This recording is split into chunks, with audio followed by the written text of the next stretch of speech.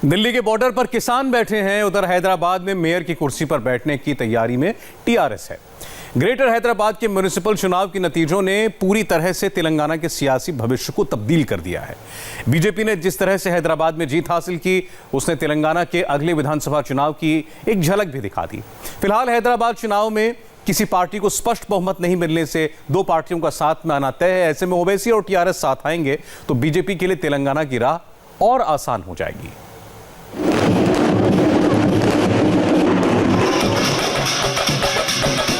हैदराबाद की सियासी फिजा बदल गई है। बीजेपी के धमाकेदार प्रदर्शन से हैदराबाद मेयर की कुर्सी का सारा गुणा भाग बदल गया है।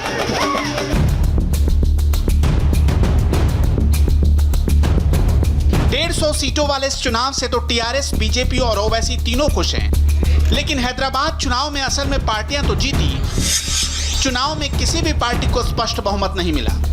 मेयर बनाने के लिए किसी दो को साथ आना ही होगा। कयास लगाए जा रहे हैं कि नंबर 1 टीआरएस और ओवैसी की पार्टी गठबंधन कर लेंगी।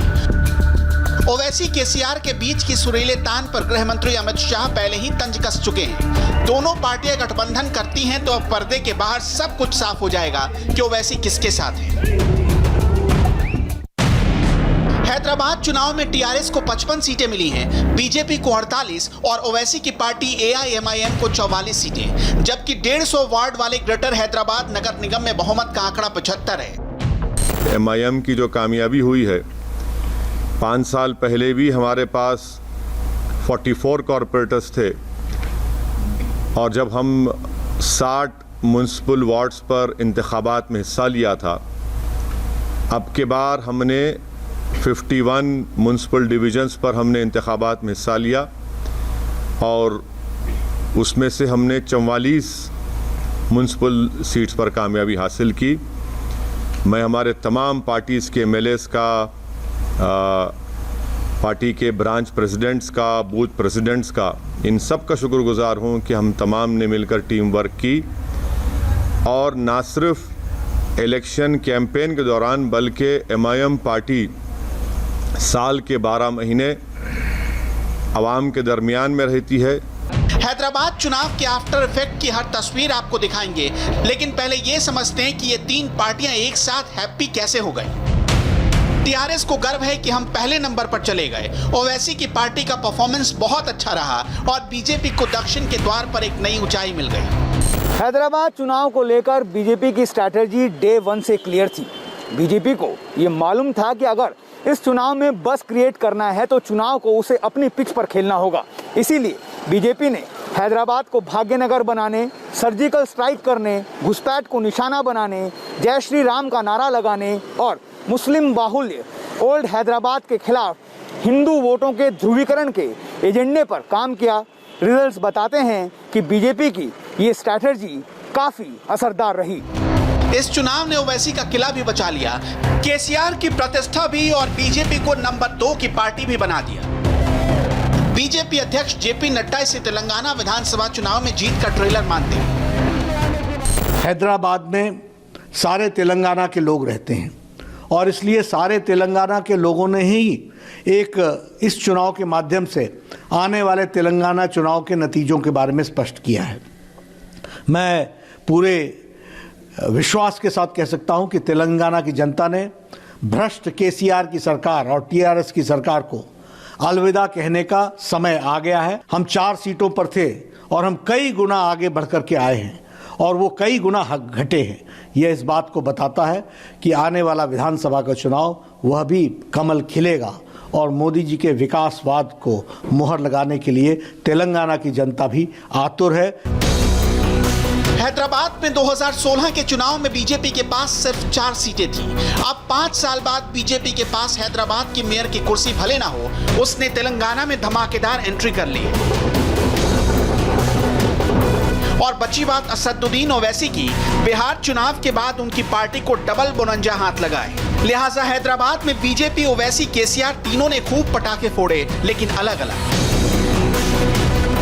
राजनीतिक रंगमंच पर हैदराबाद में पहले से भी ज्यादा बेहतर प्रदर्शन कर ओवैसी गदगद है। बीजेपी से अपने ही गढ़ में हार के भाव से चिंता मुक्त ओवैसी पूरे फॉर्म में है।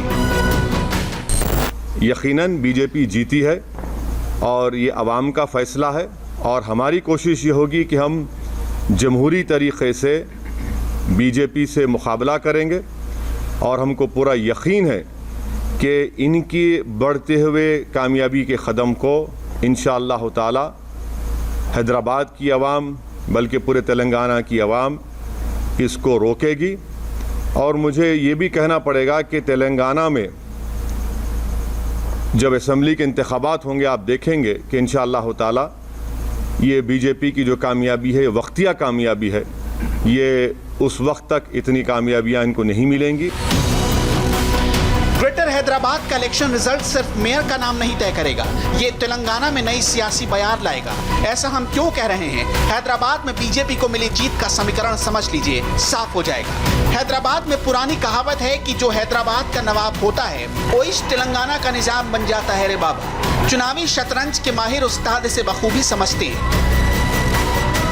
जनता ने भी आदरणीय नरेंद्र मोदी जी भारत के प्रधानमंत्री जी की विकास यात्रा पर मुहर लगाई है। हम जानते हैं कि लद्दाख से लेकर के कर्नाटक तक और तेलंगाना के दुबाका से लेकर के और गुजरात से लेकर के मणिपुर तक, मध्य प्रदेश, उत्तर प्रदेश, सब जगह भारतीय जनता पार्टी का कमल खिला है। और अभी बिहार के चुनाव हुए उसमें भी कमल खिला है। यह इस बात को बताता है कि भारत की जनता ने और हैदराबाद की जनता ने मोदी जी के विकासवाद पर मुहर लगाई है। तेलंगाना में बीजेपी का ये नया राजनीतिक उदय है जिसका जोश हाई है। हैदराबाद में मेयर के लिए ओवैसी केसीआर को साथ आना ही होगा।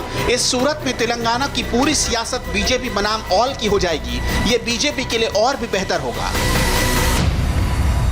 तेलंगाना, आंध्र प्रदेश और तमिलनाडु में कांग्रेस पूरी तरह साफ हो गई है। ऐसे में इन राज्यों में बीजेपी खुद को पॉलिटिकल अल्टरनेटिव के रूप में पेश कर रही है।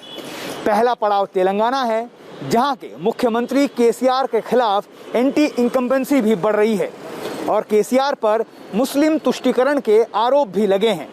जाहिर है, मुस्लिम तुष्टीकरण के खिलाफ हिंदू ध्रुवीकरण बीजेपी की फेवरेट पिच है और हैदराबाद में इस पिच पर बीजेपी ने खुलकर बैटिंग की है।